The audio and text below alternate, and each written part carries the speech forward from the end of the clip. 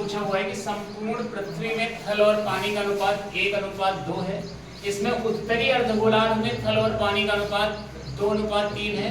तो बताइए दक्षिणी अर्धगोलार्ध में थल पानी का अनुपात क्या होगा। देखने में जरूर छोटा लग रहा है सवाल है, बस अगर आप इसको एक समान के लगाएंगे तो बहुत ही लंबा सोल्यूशन होगा। हम बताएंगे कि कैसे इस सवाल को आप बहुत आसानी से कर सकते हैं। देखिए मान लो कि ये पृथ्वी है, ये पृथ्वी है ना, इसमें ये ऊपर वाला हमने मान लिया कि उत्तरी गोलार्ध, उत्तरी गोलार्ध है ना, और नीचे वाला क्या आ जाएगा, दक्षिणी गोलार्ध। नीचे वाला क्या आ जाएगा, दक्षिणी गोलार्ध। नीचे वाला दक्षिणी गोलार्ध आ जाएगा, है ना।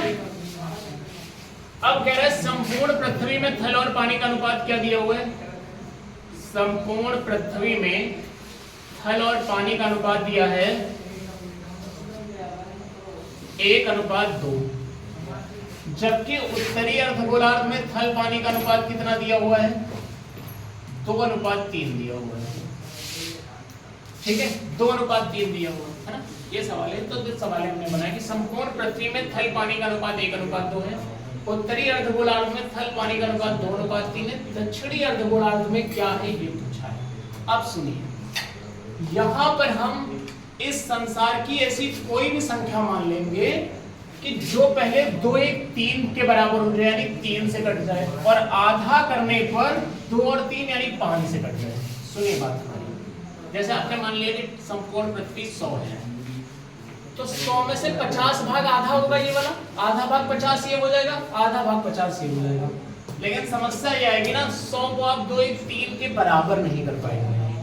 तो फिर हम संसार की ऐसी कोई संख्या मान लेंगे जो पहले 1 और 2 यानी 3 से कट जाए, और आधा आधा करने पर, क्योंकि जैसे हमने क्या कहा, आप 100 मानोगे कि टोटल पृथ्वी 100 है, तो 50 भाग यहाँ पर होगा और 50 भाग यहाँ पर होगा।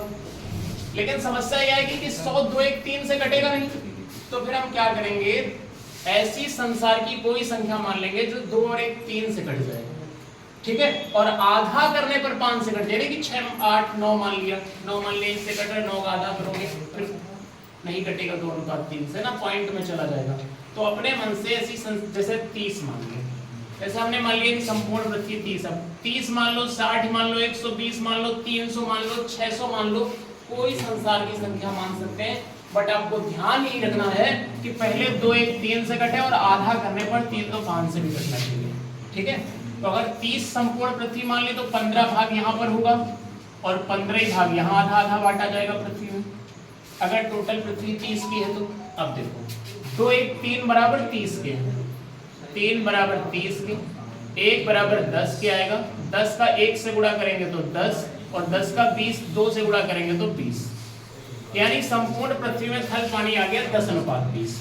अब यहाँ पर उत्तरी अर्धगोलार्ध का निकाल दो, यहाँ पर क्या है, 3 2 5 बराबर किसके करेंगे, 15 के, तो 3 2 5 बराबर, देखो यहाँ पर 15 15 बांटा जाएगा, तो 3 2 5 बराबर 15 के, 1 बराबर आएगा 3 के। अगर इस 3 का 2 से गुणा करेंगे, 3 दूनी 6, और 3 का 3 से गुणा करेंगे, 3 3 का 9। अब अगर संपूर्ण पृथ्वी में से उत्तरी गोलार्ध का हम घटा देंगे तो बचा हुआ दक्षिणी गोलार्ध का निकल आएगा, है ना। तो घटा लो, इसमें 10 में 6 गया 4, 20 में 9 गया, आंसर आ जाएगा 4:11। बहुत अच्छा सवाल है, ठीक। एक बार फिर से देखो, समझा दे रहे हैं, हमने संपूर्ण भाग 30 माना था, 30 60 120 90 600 कोई संसार की संख्या मान सकते हो।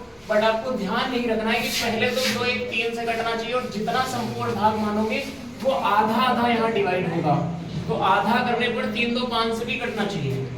समझ में आ रही बात। तो हमने 30 मान लिया, तो 2 1 3 बराबर 30 के, 1 बराबर 10 के, 10 का 1 से गुणा 10, 10 का 2 से गुणा करा 20, यानी संपूर्ण पृथ्वी में थल पानी का अनुपात 10:20 आ गया। फिर अर्धगोलार्ध में 15 15 याद है, 5 बराबर 15 के, 1 बराबर 3 के, 3 का 2 से गुणा 6, 3 का 3 से गुणा 9। अगर संपूर्ण पृथ्वी में उत्तरी गोलार्ध का घटा देंगे, बचा हुआ दक्षिणी का निकल आएगा। तो 10 में 6 गया 4, और 20 में